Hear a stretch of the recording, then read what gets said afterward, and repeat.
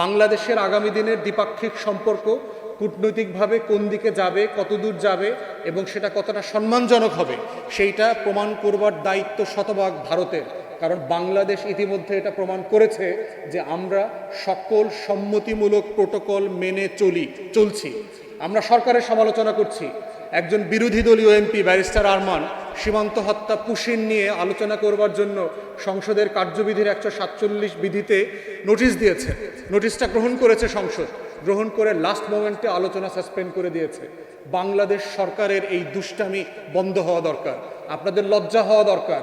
আপনাদের এমপি মন্ত্রীরা ছেলে মেয়ে বউ বাচ্চার নামে জেলা উপজেলা ইউনিয়নের নাম রাখার সময় পান, সেগুলো নিয়ে হাস্যরস করবার সময় পান, কিন্তু আমাদের গুরুত্বপূর্ণ শত শত নাগরিকদের জীবন যেখানে জড়িত, হাজার হাজার আইডেন্টিফাইড নন আইডেন্টিফাইড মাইগ্রেন্টদের জীবন যেখানে জড়িত, সেই সীমান্ত হত্যা এবং কুশিন নিয়ে আলাপ করবার সময় আপনারা দিচ্ছেন না পার্লামেন্টে।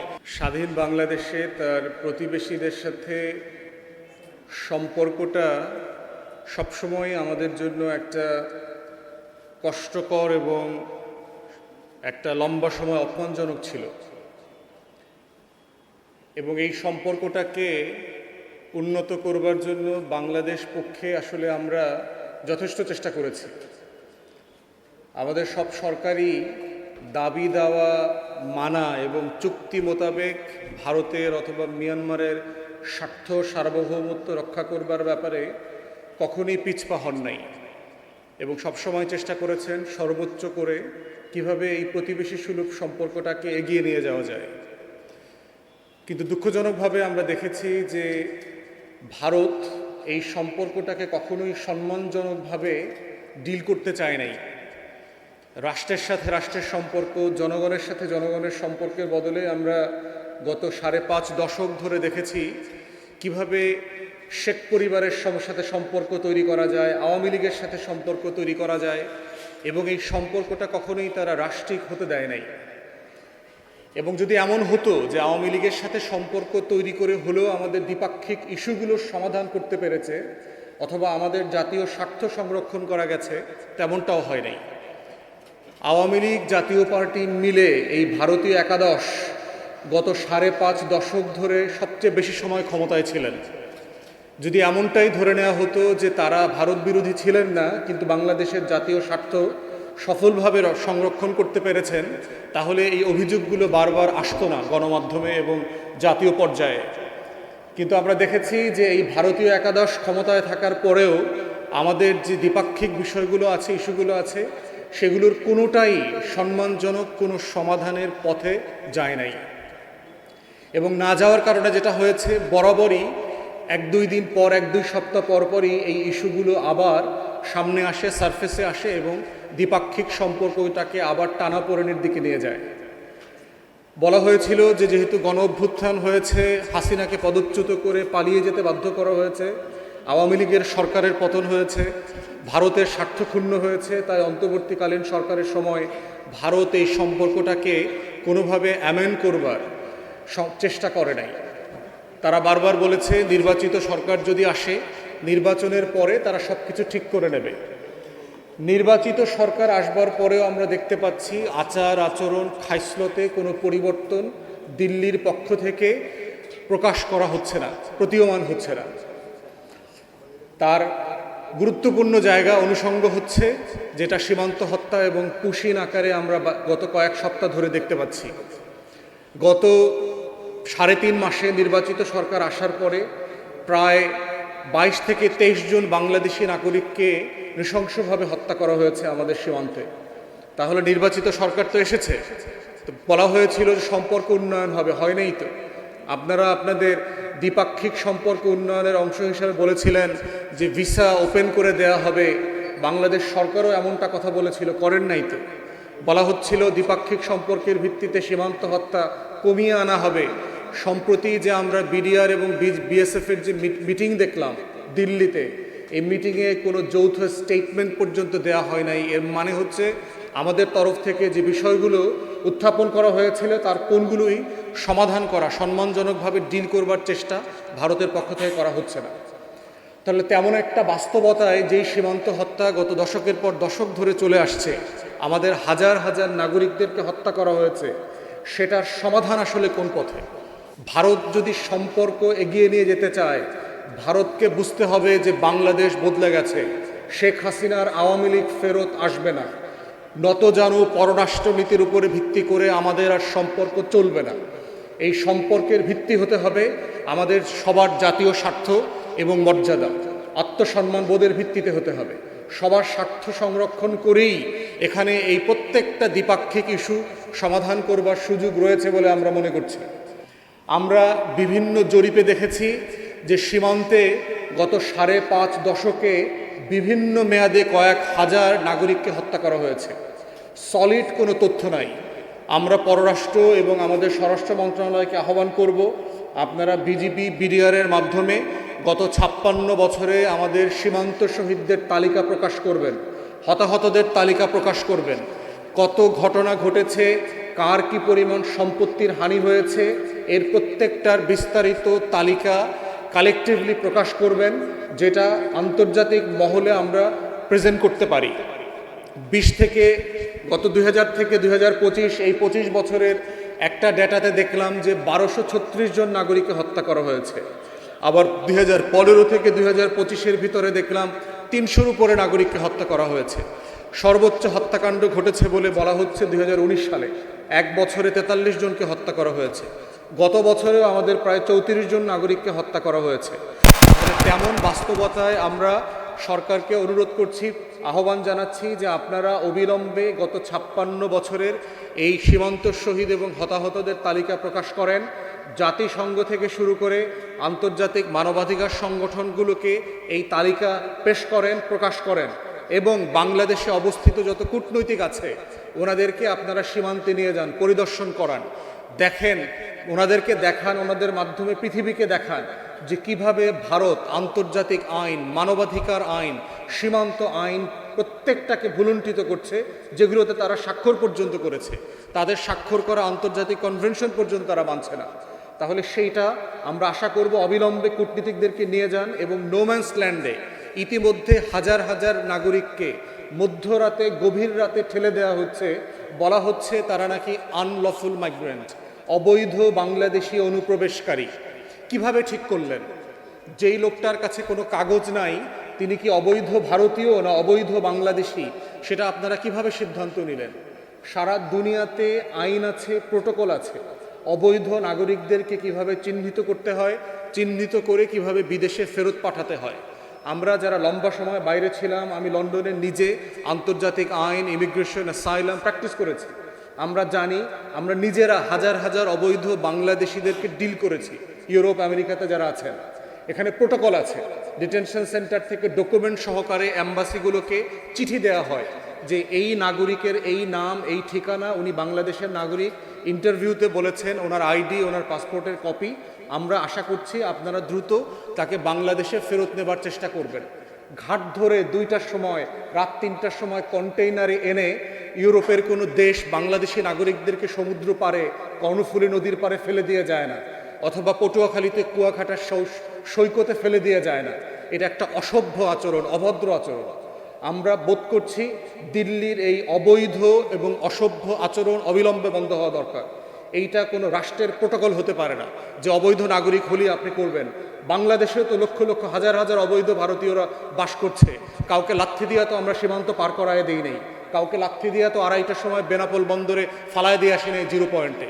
এই অভদ্র আচরণ তো বাংলাদেশও করে না, ইউরোপ তো অবশ্যই করে না। তাহলে ভারত যে আঞ্চলিক পরাশক্তি হবার স্বপ্ন দেখতেছে, খায়েশ দেখতেছে, কিন্তু প্রচণ্ড রকম অবৈধ, অমানবিক কাজ করতেছে, যে কারণে কোনো প্রতিবেশীর সাথে তার সম্পর্ক ভালো না। তার সাথে দ্বিপাক্ষিক সম্পর্ক উন্নয়ন কিভাবে হবে? স্বপ্ন দিয়ে আমার এক আকাশ, আমার এক বাতাস, আমার এক জল, আমার এক গঙ্গা, অথবা আসেন 140 আর 20 কোটি এক হয়ে যায়। এক তো ছিলাম আমরা হাজার হাজার বছর, শত শত বছর। আপনাদের খাইসলতের কারণে তো 47 হয়েছে। বেঙ্গল প্যাক্ট মানেন নাই, লখনৌ প্যাক্ট মানেন নাই, ক্যাবিনেট মিশন প্ল্যান মানেন নাই, লাহোর প্রস্তাব তো হাওয়া দিয়ে আসে নাই, আপনাদের খাইসলতের কারণে হয়েছে।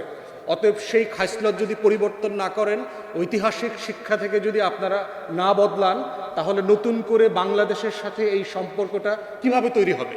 তাই আজকের এই ব্রিফিং থেকে আমাদের সুনির্দিষ্ট প্রস্তাবনা হচ্ছে দ্বিপাক্ষিক সম্পর্ক উন্নয়নে ইমিডিয়েটলি সীমান্ত হত্যা এবং পুশিন বন্ধ করতে হবে দিল্লিকে। দ্বিতীয়ত, প্রতিবেশী সুলভ সম্পর্ক আমরাও চাই, কিন্তু সেটা সম্মান, মর্যাদা এবং জাতীয় স্বার্থের ভিত্তিতে হতে হবে। বাংলাদেশ বদলে গেছে। আওয়ামী আমলের নতজানু ফ্যাসিবাদী পররাষ্ট্র নীতি আর ফিরে আসবে না। এইটা ভারতকে, দিল্লিকে বোঝা দরকার। আমরা দুইটা স্বাধীন রাষ্ট্র, স্বাধীন দুইটা রাষ্ট্রের ভিতরে যেমন সম্মানজনক পররাষ্ট্রনীতি থাকা উচিত, আমরা তেমন পররাষ্ট্রনীতি এবং আচরণ আমরাও করব, আমরা করতে চাই এবং আপনারা করবেন বলে আমরা আশা করছি।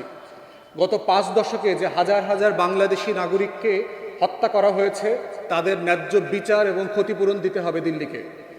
বিজিবিকে আধুনিকায়ন করার দাবি করছি বাংলাদেশ সরকারের কাছে। তার পর্যাপ্ত অস্ত্র নাই, ক্যামেরা নাই, রাতে যে নাইট ভিশন ক্যামেরা দরকার, পার্টিকুলারলি সার্চ লাইট দরকার, গভীর সীমান্ত এবং আপনার অন্ধকার জঙ্গলকে পাহারা দেবার জন্য, এগুলো ইমিডিয়েটলি এই বাজেটে বরাদ্দের জন্য আমরা দাবি করছি। একই সাথে আমাদের সীমান্তবর্তী অঞ্চলের লক্ষ লক্ষ তরুণদেরকে সামরিক প্রশিক্ষণ দিতে হবে আমাদের সীমান্ত পাহারা দেবার জন্য। আমরা কারো সাথে যুদ্ধ করব না, যেচে গিয়ে কারো জমি দখল করব না, কারো সার্বভৌমত্ব লঙ্ঘন করব না। আমরা ভারত এবং সকল প্রতিবেশী রাষ্ট্রের সার্বভৌমত্ব এবং তাদের যে জমি আছে, ভূখণ্ড আছে, তাদের প্রতি শতভাগ সম্মানশীল, তাদের টেরিটোরিয়াল ইন্টিগ্রিটির প্রতি আমরা সম্মানশীল। কিন্তু আমাদের ভূখণ্ডকেও দখল করতে আসলে, আমাদের সার্বভৌমত্ব লঙ্ঘন করলে অবশ্যই বিজিবি, আমাদের আর্ম ফোর্সেস এবং আমাদের সীমান্তবর্তী অঞ্চলের নাগরিকরা সেটা রুখে দেবে এবং তার সকল প্রস্তুতি নেবার জন্য আমাদের সরকারকে আমরা আহ্বান জানাচ্ছি। জুলাই গণ অভ্যুত্থানের আকাঙ্ক্ষাকে ধারণ করে বাংলাদেশ সরকারকে সর্বদলীয় পররাষ্ট্রনীতি নিতে হবে। আমাদের রাজনৈতিক দলগুলোর ভিতরে হাজারটা ভিন্নতা আছে, তর্ক আছে, বিতর্ক আছে, ভিন্ন মত আছে এবং এটা আমরা অবশ্যই চালিয়ে যাব। কিন্তু আমাদের বিদেশ নীতি, আমাদের প্রতিরক্ষা নীতি, আমাদের পররাষ্ট্রনীতি, আমাদের জাতীয় স্বার্থ, স্বাধীনতা, সার্বভৌমত্বের প্রশ্নে, সম্মান মর্যাদার প্রশ্নে আমরা সবাই একমত। গত কয়েকদিন আগে দেখেছেন বাংলাদেশ সরকারের একজন অ্যাডভাইজার ডাক্তার জাহেদের সাথে যে কিভাবে অভদ্র আচরণ করা হয়েছে দিল্লি বিমানবন্দরে। ডাক্তার জাহেদের অনেক বক্তব্যের সাথে আমরা একমত নই, বাংলাদেশ সরকারেরও অনেক বিষয়ের সাথে আমরা একমত নেই, কিন্তু ডাক্তার জাহেদকে যেভাবে অপমান করা হয়েছে, সারা বাংলাদেশের সবাই দল মত নির্বিশেষে এটার প্রতিবাদ করেছে। আমরাও আমাদের জায়গা থেকে প্রতিবাদ করেছি এবং করে যাব, কারণ এটা ডাক্তার জাহেদ একক ব্যক্তি না, এটা বাংলাদেশকে অপমান করা হয়েছে। এবং যদি দ্বিপাক্ষিক উন্নয়ন চান, নতুন যিনি হাই কমিশনার হয়ে বেনাপোল দিয়ে হেঁটে এসছেন, আপনি এক আলো এক বাতাস দেখেন, কিন্তু একরকম করে সম্মান মর্যাদা দেখেন না, তার উপরে ভিত্তি করে নতুন সম্পর্ক তৈরি হবে না। এই সম্মান মর্যাদা তৈরি করতে হলে আমার নাগরিকদেরকে প্রত্যেক দিন দিল্লি, কলকাতা এয়ারপোর্টে, ভারতের বিভিন্ন জায়গায় ছাত্র হিসেবে, রোগী হিসাবে, ট্রানজিট প্যাসেঞ্জার হিসেবে যাচ্ছে, তাদেরকে হেনস্থা করা বন্ধ করতে হবে, তাদেরকে অপমান অপদস্থ করা বন্ধ করতে হবে, সম্মানজনক আচরণের ব্যবস্থা করতে হবে। তাহলে একইভাবে আমরা যেভাবে ভারতীয় নাগরিকদেরকে এখানে অসম্মান অপদস্থ করি না, এই আচরণটা আপনারা শেখেন। আপনারা শেখে আমাদের নাগরিকদের সাথে একইভাবে আচরণ আপনারা করবেন বলে আমরা প্রত্যাশা করছি। সরকারকে গত 56 বছরের সীমান্ত শহীদদের তালিকা প্রকাশ করতে হবে অবিলম্বে, এবং যারা হতাহত হয়েছেন, জমি হারিয়েছেন, আমাদের কোন কোন এলাকা এখনো বেদখল হয়ে আছে, কৃষি জমি বেদখল হয়ে আছে, কাদের গরু ছাগল সম্পত্তির ক্ষতি করা হয়েছে, বিএসএফের পক্ষ থেকে সেগুলোর তালিকা প্রকাশ করে আন্তর্জাতিক মানবাধিকার সংগঠন, জাতিসংঘ থেকে শুরু করে বিভিন্ন কূটনৈতিক দপ্তরে প্রেরণ করতে হবে, এটা বোঝানোর জন্য যে আমার প্রতিবেশী রাষ্ট্র কিভাবে আন্তর্জাতিক আইন, কনভেনশন এবং যে রীতিনীতি আছে, প্রোটোকল আছে, সেগুলো তারা লঙ্ঘন করছে। আমরা আশা করব অবিলম্বে বাংলাদেশের কূটনীতিকদেরকে নিয়ে সরকার সীমান্তবর্তী অঞ্চলের পরিদর্শন করাবেন এবং নোম্যান্স ল্যান্ডে যে হাজার হাজার নাগরিকদেরকে মধ্যরাতে পুশিন করে গরিব নিরীহ মানুষগুলোকে অমানবিক এবং মানবেতর জীবনযাপন করতে বাধ্য করা হচ্ছে, সেইটা তারা তুলে ধরবেন। আমরা সর্বশেষ ভারত সরকারকে বলবো, আপনাদের নিজেদের তৈরি করা দেশের আইনকে আপনারা সম্মান করবেন। 1968-এর যে বর্ডার সিকিউরিটি ফোর্স অ্যাক্ট আছে, সেখানে পর্যন্ত আপনাদেরকে যখন তখন দেখামাত্র গুলি করবার অধিকার দেওয়া হয় নাই আপনার ফোর্সকে। তাহলে শুট অন সাইট পলিসি কোথায় পেলেন? আপনার নিজের আইনেই তো সেটা নাই। আপনার দেশে অবৈধ অনুপ্রবেশকারীদের আইন আছে, ফরেনার্স অ্যাক্ট, এলিয়েন অ্যাক্ট আছে, সেখানে বলা আছে আপনি 5 থেকে 10 বছর পর্যন্ত জেল দিতে পারবেন, জরিমানা করতে পারবেন, আটকে রাখতে পারবেন। গুলি করার কথা তো কোথাও বলা নাই। বাংলাদেশ সরকারের সাথে সীমান্ত নিয়ে ভারতের 4টা প্রোটোকল সাইন হয়েছে, 2011 সালে আমাদের জয়েন্ট কম্বাইন্ড আপনার বর্ডার ম্যানেজমেন্ট প্রোটোকল আছে, সেখানে পরিষ্কার করে বলে দেওয়া আছে যে সীমান্তের 150 গজের ভিতরে দুই দেশই কোনো লিথাল ওয়েপেন মারণাস্ত্র ব্যবহার করতে পারবে না, কাউকে গুলি করতে পারবে না, কোনো স্থাপনা তৈরি করতে পারবে না। কিন্তু সেগুলো কেন আপনারা মানছেন না? আমরা তো একমত হয়েছে এই জিনিসগুলো আমরা মানব। তাহলে আপনি কিসের ভিত্তিতে দ্বিপাক্ষিক সেই সম্পর্কটা করবেন যে আমাদের একমত হওয়া আইনগুলো, একমত হওয়া প্রোটোকলটা পর্যন্ত আপনারা মানছেন না?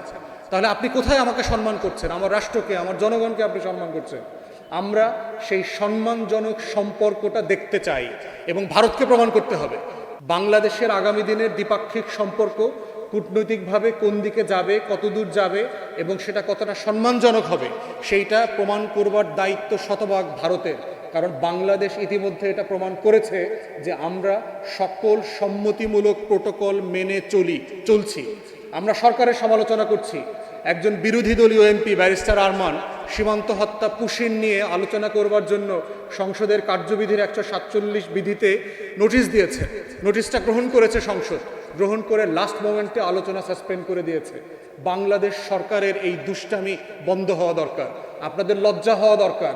আপনাদের এমপি মন্ত্রীরা ছেলে মেয়ে বউ বাচ্চার নামে জেলা উপজেলা ইউনিয়নের নাম রাখার সময় পান, সেগুলো নিয়ে হাস্যরস করবার সময় পান, কিন্তু আমাদের গুরুত্বপূর্ণ শত শত নাগরিকদের জীবন যেখানে জড়িত, হাজার হাজার আইডেন্টিফাইড নন আইডেন্টিফাইড মাইগ্রেন্টদের জীবন যেখানে জড়িত, সেই সীমান্ত হত্যা এবং কুশিন নিয়ে আলাপ করবার সময় আপনারা দিচ্ছেন না পার্লামেন্টে।